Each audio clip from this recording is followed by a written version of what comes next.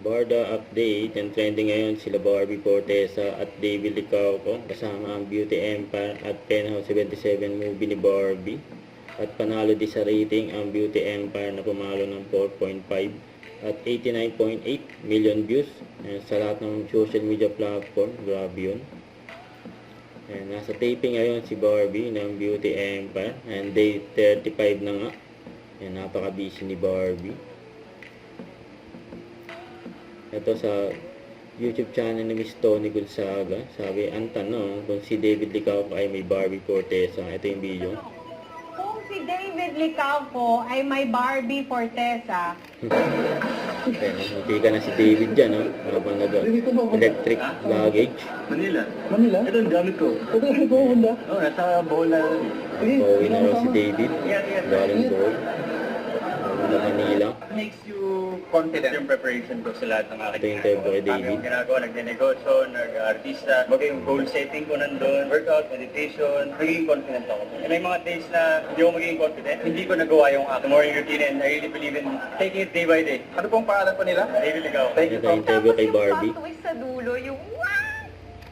What are your favorite top 3 Top horror three. movie?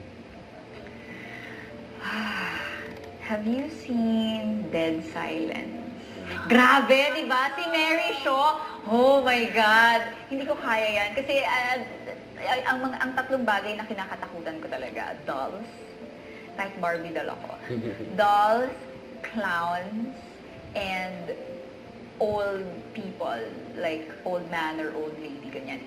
Andun lahat sa Dead Silence yun.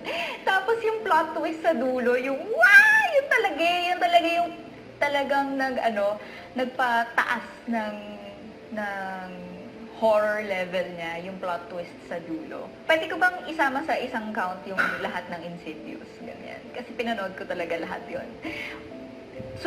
Sumigaw talaga ako sa lahat ng Insidious. And then, last would be Shutter. And I think, yung one thing in common ng mga pelikulang yun is the plot twist in the end, which makes everything more horrifying and more scary. Yung pakiramdam na hindi ko mabuhay yung bibig ko, tapos hindi ako makagalaw. Oo. Like yung literal na binangungot ako, nagtitaping kami nun ng And I Will Always Love You. Lock-in kami sa Cebu, ganyan. Siguro sobrang pagod ko na yung posisyon ng pagtulog ko, naka-lay flat lang ako sa bed ng ganyan. Tapos parang yung panaginip ko, masyado siyang close to reality. Kasi nakahiga din ako, nandun din kami sa hotel, tapos parang tulog din yung makeup artist ko sa kabilang tama. Tapos may lumalabas na parang black na silhouette na babae, kasi mahaba yung buhok eh. Basta black lang siya, wala siyang mukha, walang anything, black lang siyang ganyan. Hindi rin siya shadow. Parang feeling ko, solid siyang, figure, ganyan. Tapos, yung una, nandun na siya sa may CR, andun yung may CR, ganyan.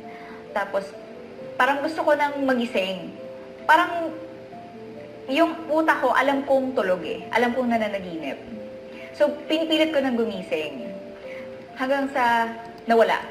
Tapos, cut to, na parang nakapatong na sa akin yung black figure. Sabi ko na, tapos parang yung pakiramdam ko, yung parang, yung pakiramdam na hindi ko mabuhay yung bibig ko, tapos hindi ako makagalaw. Nung pinilit kong gumising talaga, hindi ako sumigaw, kasi nga, feeling ko nakatikom talaga yung bibig ko, na hindi ko siya mabuksan. Pinilit ko lang talagang gumising, gumanon talaga ako. Ginalaw ko talaga yung buong katawan ko para magising ako. After nung tumawag talaga ako kay ate, kinuwento ko. Kasi sabi nila, pag binabangungot ka raw, ikwento mo. Para mawala, or siguro para hindi lang, wala lang siya sa isip mo, para ma-let go siya ng utak. Don't forget to subscribe, click the notification bell for more update. This is Richard Action Live. Stay tuned for more videos. See ya.